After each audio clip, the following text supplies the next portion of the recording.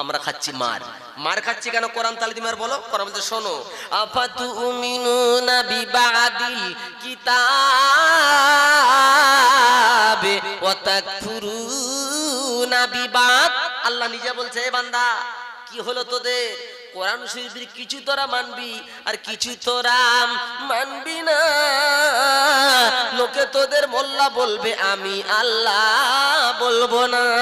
হাদিস পাকের কিছু মানবি, নবীর সুন্নত কিছু মানবি আর কিছু তোরা মানবি না। মুদি তোদের পেটবে ধরে পুলিশ বিচার করবে না।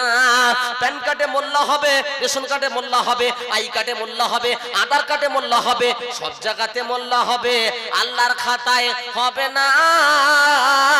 আর এইভাবে নির্যাতন চলবে, তারপর কোন দোয়া কবুল হবে না।